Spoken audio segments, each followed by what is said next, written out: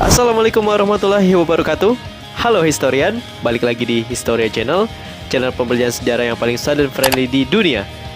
Karena masa depanmu ditentukan dari masa lalumu. Oke, sebelumnya teman-teman familiar gak sih dengan objek yang ada pada video berikut ini?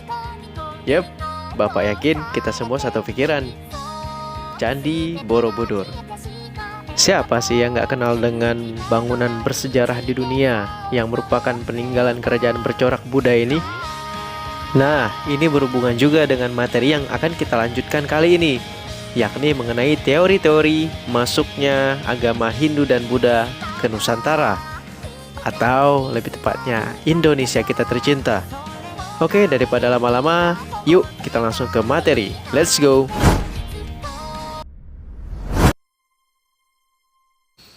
Baik, sebelum kita mempelajari mengenai teori-teori masuknya agama Hindu Buddha di Indonesia, terlebih dahulu kita harus mempelajari mengenai peradaban Sungai Indus di India yang merupakan cikal bakal munculnya agama Hindu dan Buddha yang kita kenal hingga sekarang. Kita mulai dari letak geografisnya berikut. Secara geografis, kawasan peradaban ini meliputi wilayah Pakistan dan India bagian barat, rangkaian pegunungan Himalaya dan pegunungan Hindu Kush yang melindungi penduduk lembah Sungai Indus dari bangsa lain. Menurut para ahli sejarah, peradaban lembah Sungai Indus berlangsung sekitar 2800 sebelum Masehi hingga 1800 sebelum Masehi. Peradaban kuno ini disebut juga peradaban Harappa karena penggalian pertama dilakukan di bekas kota yang bernama Harappa. Adapun bangsa mendukung atau masyarakat yang hidup pada peradaban ini ada dua teman-teman, yakni bangsa Dravida dan bangsa Arya. Bangsa Dravida adalah bangsa yang pertama kali membangun peradaban ini. Ciri-cirinya diantara lain mempunyai bibir tebal, hidung pesek, rambut ikal, dan badan yang lebih pendek. Sedangkan bangsa Arya merupakan bangsa yang memiliki kondisi fisik yang berkebalikan dengan bangsa Dravida. Mereka merupakan bangsa Indo-Jerman yang hobi perang yang datang melalui celah Khaybar dari daerah Kaukasus. Untuk kebudayaan peradaban Sungai Indus ini sudah sangat maju teman-teman. Mereka memiliki sistem pertanian dan pengairan yang baik, sehingga tidak heran mata pencarian utama mereka adalah bertani. Selain sistem pengairan yang baik, mereka juga memiliki teknologi yang luar biasa.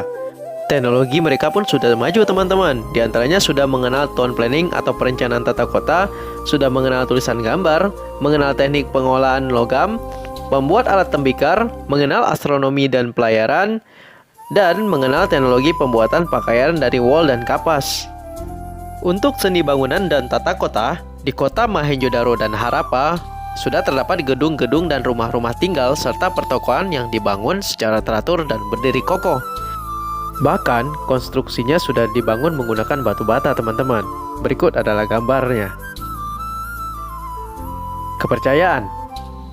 Kepercayaan masyarakat lembah Sungai Indus adalah politeisme atau menyembah banyak dewa. Jenis pemujaan dapat dikelompokkan menjadi 3 macam. Yang pertama, pemujaan terhadap dewa, pemujaan terhadap hewan, dan pemujaan terhadap tumbuhan. Berikut adalah dewa-dewi mereka. Seperti dewa alam, adalah dewi yang menjadi pusat pemujaan bagi mereka. Adapun peninggalan peradabannya yang masih bisa kita lihat hingga sekarang diantaranya adalah di kota Harappa terdapat patung yang masih sempurna bentuknya dan 2 buah torso. Di kota Mohenjo-daro terdapat arca seorang pendeta berjanggut memakai pita dan arca berbentuk gadis yang terbuat dari perunggu. Akhir peradaban lembah Sungai Indus. Berdasarkan peninggalan yang ditemukan berupa reruntuhan kota Harappa dan Mohenjo-daro, diperkirakan bahwa kota tersebut hancur dan runtuh oleh banjir. Namun, dengan ditemukannya sisa-sisa tengkorak yang berada di bekas kota tersebut, menimbulkan perkiraan bahwa kota tersebut hancur oleh serangan bangsa lain, teman-teman. Nah, kira-kira 200 tahun setelah runtuhnya kota Harappa, bangsa Arya dari Asia Tengah tibalah di wilayah India. Dan setelah berabad-abad bangsa Arya tinggal di daerah tersebut, bangsa Arya mengadopsi budaya penduduk asli Dravida dan menggabungkannya dengan budaya mereka atau terjadi akulturasi.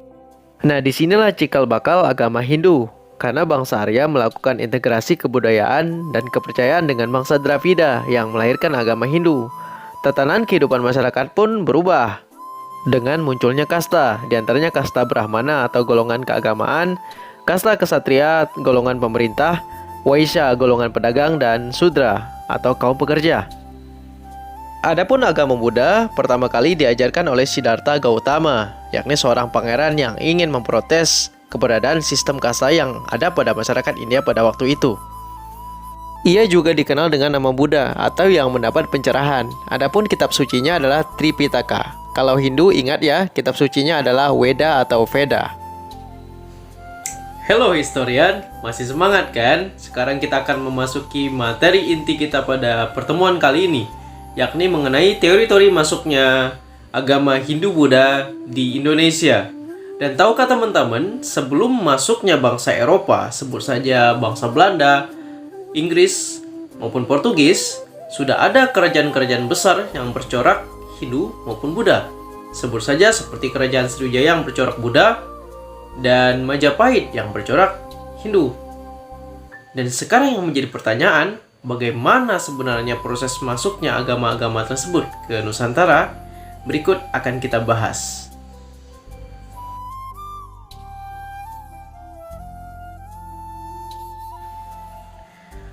Berkaitan dengan teori-teori penyebaran agama Hindu-Buddha di Indonesia, agar lebih mudahnya, Bapak kelompokkan atau klasifikasikan teori ini menjadi dua kelompok, yakni teori di mana masyarakat berperan secara aktif dan secara pasif, seperti yang di atas Bapak ini. Oke, sudah muncul.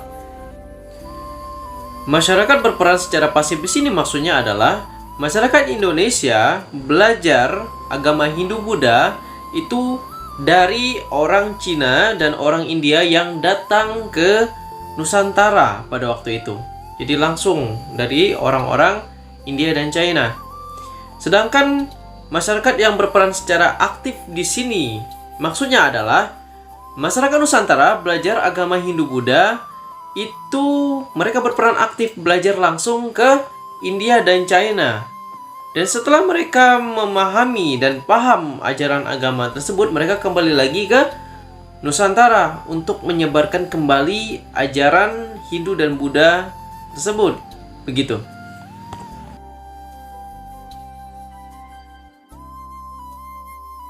Kita masuk ke teori pasif. Adapun teori pasif, Bapak bagi menjadi yang pertama teori Brahmana.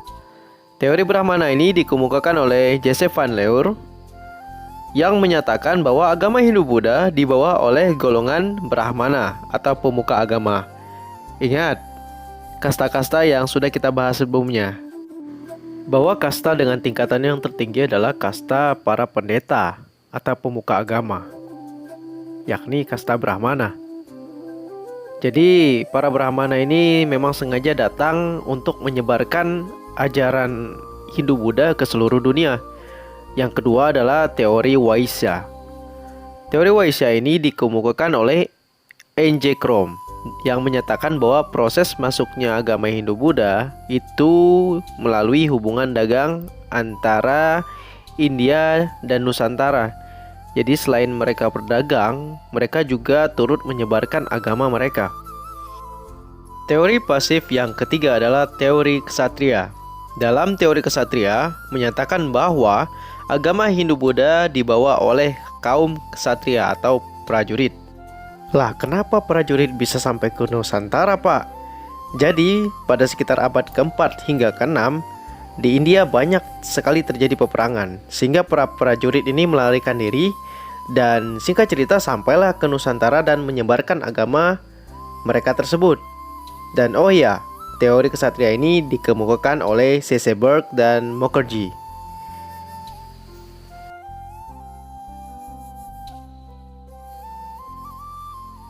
Dan yang kedua, teori aktif. Ada dua teori yang termasuk ke dalam teori aktif ini. Yang pertama, teori arus balik, yang menyatakan bahwa orang Indonesia itu sengaja datang ke India untuk berziarah dan belajar agama Hindu-Buddha. Jadi dengan didasari semangat untuk belajar, mereka aktif untuk mempelajari agama Hindu dan Buddha ke India maupun Cina. Dan ketika mereka sudah selesai dan paham, mereka kembali lagi ke Nusantara dan mengajarkan agama tersebut kepada masyarakat. Yang kedua adalah teori Sudra. Teori ini mengatakan bahwa agama Hindu-Buddha dibawa oleh golongan Sudra atau budak. Para budak dari India dan Cina datang ke Nusantara ini karena dibawa oleh pemiliknya, atau untuk mencari kehidupan yang lebih baik. Dan dengan semangat itu, pada saat mereka menetap di Nusantara, mereka berasimilasi dan berakulturasi dengan penduduk sekitar. Hal tersebut membawa perubahan pada penduduk yang pada awalnya memeluk animisme dan dinamisme berganti memeluk agama Hindu dan Buddha. Teori ini dikemukakan oleh Van Weber. Oh iya, jangan sampai ketinggalan, ilmuwan atau sejarawan pendukung dari teori arus balik yang sudah kita bahas sebelumnya itu adalah bernama F.D.K. Bose. Dan begitulah, kebudayaan Hindu dan Buddha tidak hanya mempengaruhi cara beribadah masyarakat Nusantara pada zaman itu, tetapi juga memberikan beberapa peninggalan lain. Misalnya, kerajaan yang pernah berkuasa, tempat keagamaan, prasasti, cara hidup, dan masih banyak lagi yang masih kita bisa temukan hingga sekarang. Sebut saja seperti Candi Prambanan, Candi Hindu ya, kemudian Candi Muara Takus, dari Buddha, bercorak Buddha, kemudian ada Candi Borobudur yang sempat kita tampilkan pada video sebelumnya. Nah, bagaimana teman-teman historian? Sudah pada tahu kan bagaimana proses masuknya agama Hindu-Buddha ke Nusantara? Dan ya, bangsa Cina dan India berperan besar terhadap proses tersebut.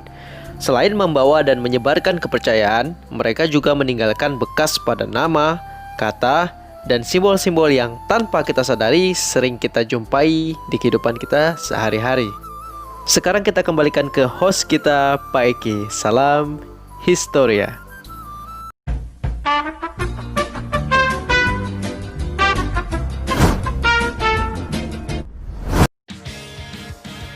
Oke, semoga sudah pada paham ya bagaimana proses masuknya agama Hindu-Buddha ke Nusantara, berikut teori-teorinya, dan sebagaimana pembelajaran yang sudah Bapak lakukan sudah, kita harus ada evaluasi buat kamu-kamu yang stay dan selalu setia di rumah aja. Tugasnya gampang kok. Tugasnya ada dua. Yang pertama, tolong dicatat materi yang Bapak sampaikan pada video kali ini. Kemudian difoto catatannya dan jangan lupa kirim ke email Bapak di bawah ini seperti biasa. Batas pengirimannya adalah pada hari Jumat ini, 14 Agustus.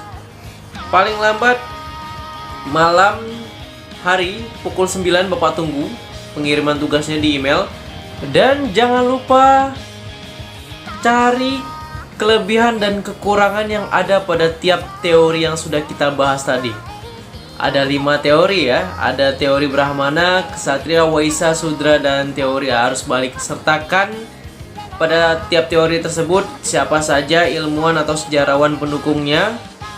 Dan sengaja tidak Bapak bahas kelebihan dan kekurangan yang ada pada tiap teori tersebut agar menjadi tugas buat kalian untuk mencari. Tugas yang kedua adalah setelah kalian mencari kelemahan dan kelebihan pada tiap teori yang sudah dibahas tadi dan diringkas pada buku catatan, kalian pilih satu teori yang paling kalian suka dan kalian setujui berdasarkan kelemahan dan kelebihan yang sudah kalian cari tadi. Caranya bagaimana Pak mengumpulkannya? Tinggal kalian komen pada kolom komentar di bawah ini pendapat kalian. Sertakan nama dan kelas. Pendapat yang paling logis, paling ilmiah, dan paling kreatif itu yang Bapak nilai lebih baik daripada yang biasa-biasa aja. Paling lambat kapan Pak mengumpulkan tugas yang kedua ini? Sama seperti tugas catatan tadi, Bapak tunggu paling lambat hingga Jumat 14 Agustus pukul 9 malam semuanya sudah selesai. Oke? Akhir kata, mohon maaf kalau Bapak ada salah-salah kata pada konten pada kesempatan kali ini. Dan wassalamualaikum warahmatullahi wabarakatuh. Salam Historia.